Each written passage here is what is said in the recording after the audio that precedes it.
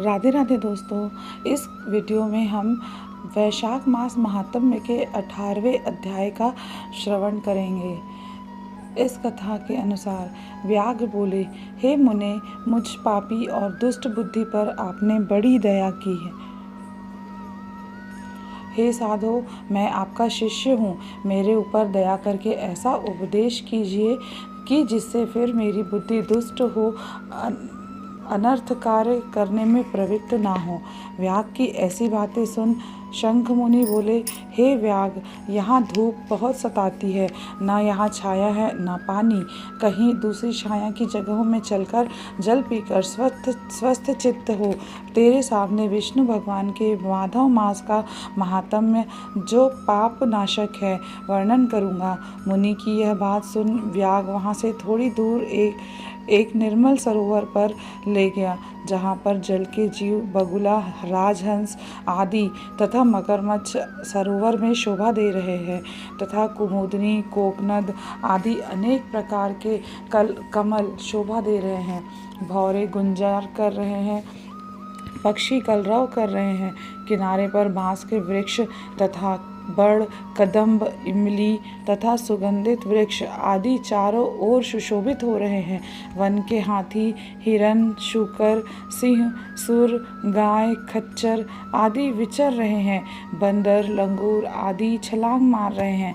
प्रचंड पवन के वेग से वृक्ष झुक रहे हैं। मुनि ने उस रमणीक सरोवर में जाकर स्नान किया और वस्त्र धारण कर नित्य कर्म पूजन आदि से निश्चिंत हो फल खाए।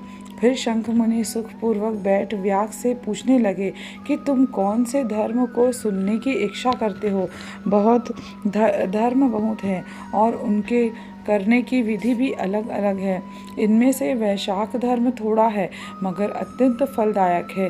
तेरे मन में जो पूछने की इच्छा हो उसे पूछो। तब हाथ जोड़कर व्याघ्र बोला, हे महाराज, मुझे कौन सा कर्म करने से तमोगुणमयी यह व्याघ्र योनि मिली और किस कर्म से मेरी ऐसी बुद्धि हो गई जो महात्मा की संगति हुई। हे प्रभु, यदि आपकी मेरे ऊपर कृपा है तो यह सब वृत्तांत मुझसे कहिए। यह सुन शंख मुनि कहने लगे, हे व्याघ्र, तू शाकल नगर में पहले वेद पाठी ब्राह्मण था। तेरा नाम स्तंभ था और श्रीवत्स गोत्र में तेरा जन्म हुआ था। एक वैश्य से तेरा प्रेम था, उसी की संगति के दोष से तू नित्य कर्मों का परित्याग कर शूद्र के समान घर आता था। इस प्रकार तुझ आचारहीन दुष्ट ने धर्म क्रिया त्याग दी, किंतु तेरी स्त्री ब्राह्मणी बड़ी रूपवती थी। वह वैश्य सहित तुझ नीच की सेवा किया करती थी और तुम दोनों की आज्ञा में लगी रहती थी। तब जब इसी तरह सेवा करते करते बहुत समय बीत गया, तब एक दिन तूने भैंस को दूध और मूली खाई तथा शूद्रों के भक्षण करने की वस्तु निष्पाव और तिल खाए। इस अपथ्य भोजन से तुझे दस्त और वमन होने लगी और दारुण भगंदर रोग हो गया, जिससे घोर वेदना होने लगी। जब तक घर में धन रहा तब तक वैश्या भी वहीं रही। फिर सब धन को लेकर घर छोड़कर चली गई तो तुझे घोर घृणा उत्पन्न हुई और रोग से अत्यंत दुखी हो दीन वाणी से व्याकुल चित्त रोता हुआ ब्राह्मणी से कहने लगा, तू मेरी रक्षा कर। हे सुंदरी, मुझ पापी ने तेरा कुछ भी उपकार नहीं किया है। जो गृहस्थ प्राणी अपनी भार्या का मान नहीं करते वे 15 जन्म पर्यंत नपुंसक होते हैं। हे महाभागे, रात दिन साधु महात्माओं से निंदित हो तेरी अवज्ञा करने से मैं पाप योनि में पड़ूंगा। मैं तेरे विनीत भाव पर भी क्रोध के मारे जलता हूँ। जब उसके स्वामी ने ऐसा कहा तब वह हाथ जोड़कर बोली, हे कांत, तुम मेरे प्रति दीनता और लज्जा मत करो। मैंने आपके ऊपर कभी क्रोध नहीं किया है। मैंने पूर्व जन्म में पाप किए हैं, उनके भोगने में कुछ दुखी नहीं है। ऐसे दुखों को सहन करे वही साध्वी स्त्री और उत्तम पुरुष है। अपने पिता और भाइयों से धन लाकर वह क्षीर शाही विष्णु भगवान की पूजा और तेरी सेवा शुश्रूषा में लग गई। लगी रही। दिन रात मलमूत्र धोकर शुद्ध करके और तेरे जो कीड़े पड़ गए थे उन्हें धीरे धीरे निकालती।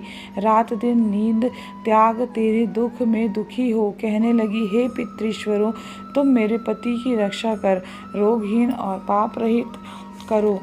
और चंडिका श्री गणेश जी शनिश्चर जी से प्रार्थना करती थी कि मेरे पति निरोगी होकर 100 वर्षों तक जीवित रहे। ऐसे वह देवी प्रतिदिन किया करती थी। तब एक दिन देवल नाम के मुनि वैशाख में गर्मी के मारे संध्या समय घर पर आए। तब तेरी स्त्री ने रोगनाशक वैद्य समझकर उनके चरण धोकर जल सिर पर छिड़क लिया और गर्मी से व्याकुल महात्मा को तेरी आज्ञा लेकर शरबत पिलाया, जिससे उनको शांति मिली। दिन निकलने पर वह मुनि जैसे आए वैसे ही चले गए। थोड़े दिन बाद तुझे सन्निपात हो गया। तब तेरी स्त्री ने त्रिकुटा पिलाया तो तूने उसकी उंगली काट ली और तेरी दांती भिज गई। तू अपनी सुंदर शैया पर उसी वैश्या का ध्यान करता हुआ मर गया। तेरी रूपवती स्त्री यह देख अपना कंकण बेचकर बहुत सा ईंधन लाई, विशाल चिता बना, बीच में तुझे रखकर तेरे रोग पीड़ित शरीर की अग्नि संस्कार किया और स्वयं भी उसी अग्नि में जलकर सती हो गई। वह शरीर त्याग पति का आलिंगन कर तत्काल विष्णु लोक को चली गई। वैशाख में पानी का दान करने और चरण धोकर जल सिर पर छिड़कने से योगियों की सी दुर्लभ गति उसे मिल गई और तूने समस्त पापों से छूटने पर भी अंतकाल में वैश्या का स्मरण करने से देह त्याग कर घोर व्याग का जन्म धारण किया। तुझे सदा हिंसा प्यारी है और चित्त में सदा उद्वेग रहता है। तूने वैशाख में शरबत पान कराने की आज्ञा दी और मुनि के चरण धोने का पापनाशक जल मस्तक पर छिड़का। उससे तेरी ऐसी बुद्धि हुई और सत्संगति प्राप्त हुई जिससे तूने संपूर्ण सुखों के हेतु धर्म पूछे। इस प्रकार तेरे पूर्व जन्म के किए हुए जो पाप और पुण्य कर्म मैंने दिव्य दृष्टि से देखे वे सब तुझे बतलाए और जो कुछ तुझे गुप्त वार्ता पूछनी हो वह तू पूछ। तेरा मन शुद्ध हो गया है। हे महामते, तेरा कल्याण हो। तो मित्रों, यहीं पर वैशाख मास महात्म्य के 18वां अध्याय समाप्त होता है। आप सभी इस कथा का भक्तिपूर्वक श्रद्धापूर्वक श्रवण करें और अपने सत्कर्मों को बढ़ाएं। बस इसी प्रार्थना के साथ इस वीडियो में इतना ही। यदि आपको यह कथा अच्छी लगी हो तो प्लीज़ इसे लाइक ज़रूर करें, मेरे चैनल को सब्सक्राइब ज़रूर करें और बेल आइकन को अवश्य प्रेस करें। साथ ही साथ इस वीडियो को अपने मित्रों के साथ शेयर अवश्य करें। इस वीडियो में बस इतना ही। आप सभी को मेरा राधे राधे।